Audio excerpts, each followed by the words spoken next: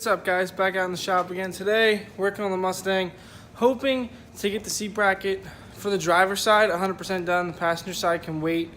They are going to be super simple, it looks like, so passenger side can definitely wait until the passenger seat is out, because the driver's side is a lot bigger, and if the cage fits this and fits my position, it'll fit the passenger fine, because you can actually move the passenger seat like further forward, because they don't have to press pedals and hold the steering wheel. So I went out, got everything I need. So I got the metal here. I went to Lowe's first. I only had this, so I bought one piece. This is 1 1/8, but what I really wanted was 1 1/4. And Tractor Supply had 2 pieces, so I got 8 feet of that. I got this to make like the cross rails in here to connect the two, but I might use this now and return the other one, or keep it. We always use flat stock, so I went a little bit overboard today. I'm not even gonna lie. I kind of just like went on a spending spree. These I actually got for free. I bought a new welding helmet at Tractor Supply. I really didn't want the camo one, but the camo one had a bigger screen, like a bigger window, and I thought that it had a grind mode out here, but it doesn't. The other one, the slightly cheaper one, has a smaller screen, but this has the grind mode built on the button. So I'm a little bit upset about that, but it was only $100, so I'm gonna try it out. My old one and my welding cart is like, my dad got that years ago. It's like a Harbor Freight hood. I mean, it's pretty decent, but I wanna see what the big difference is. Like, this might be a lot better. So I bought that. And then I got new drill bits, because ours are a few years old, to drill the brackets for these, so I'm not frustrated. I got flap discs for the cage and for this. And then I got a hole saw for my tube notcher. So I'm going to get the holes drilled and start working on that, getting that bent up, and I'll show you guys how we do it along the way. Alright, so far I've mounted these to the seat. If you guys watch my video of mounting the seat in the 240, these came with the seat, but it made it sit way too high in the 240. When I mocked it up using the rails that were in the 240, which kind of bridged the gap between where the seat mounts, it was too low, if you remember right. So hopefully, my hope is, instead of having to weld brackets on like I did with the 240 seat rail, instead of having to weld these on and make these and drill these again, I can use this, which will also let me adjust the pivot of the seat once it's in. So we're gonna see about that. And I can even actually mount this underneath the rail, like the seat rail would actually go on top. But regardless, here's how I plan on doing this. I've measured, and the seat rails should catch those brackets. These two are in line. This bolt, this stud are in line. They're all level, actually, which is good, because the 240s aren't all level, which makes it really hard to make those rails, in my opinion. These are level. They're all on the same. Like, these two are level. These two are level. I mean, they're offset clearly, but they're, you know, on each side they're level in their own right. What I did was, this mount is offset this way a little bit, so I took a square on the floor here and made this perfectly straight up. So when this lays down, it's probably gonna land about here. And what I'm gonna do is weld a little bracket on that catches that. I'm gonna heat this up with the torch right here, so this piece of metal up here will just bend down.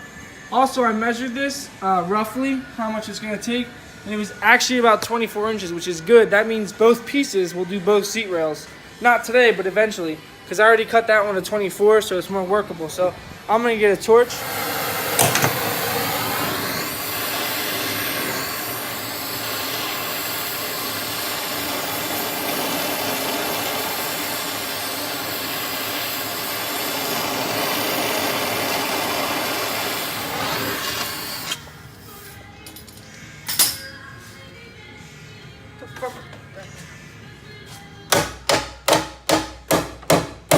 Alright, so I got the first part bent.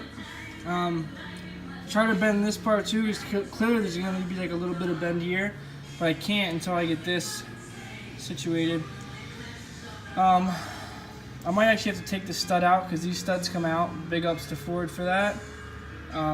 But yeah, it ended up lining up perfectly with the stud, which wasn't supposed to happen, but we can work with it, you know. we can make that work. Pouring outside, sorry if you hear that, but here's basically the 2 rails made up. This one has to get trimmed clearly, but that one I had to make the other direction because the stud wouldn't come out. So I drilled that side first, put it on the stud first, then bent it around.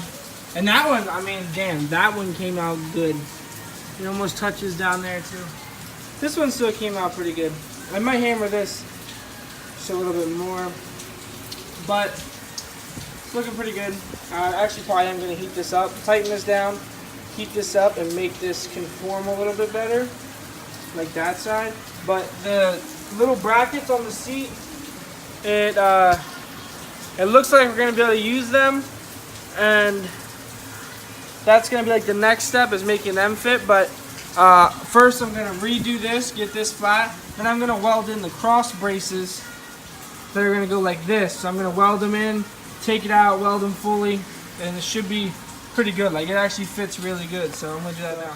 I kind of just goofed and left my new helmet on grind wood. So I've never had a welding helmet with grind wood. I've only used that one pretty much the whole time I've been welding. I just flashed the fuck out of myself. But my welder is ripping today, and this freaking hood is so clear. Look at that. You know, I'm just gonna focus. I'm gonna switch around and get a little videos of it.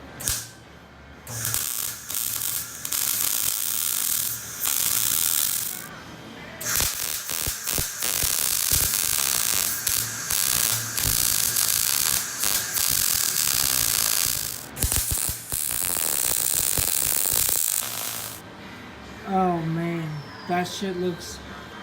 I'm gonna show you all of them. Like, that one could have been better. That's pretty butter. Like, man. I don't know if I said this before in any other videos. Got right out of my mouth. I didn't go to school for welding. I've actually never went to school for welding. I have some friends who did because I went to a vocational school. They have helped me out. Don't get me wrong, like, they've helped me. I send them pictures and like, do this, do that, do this differently.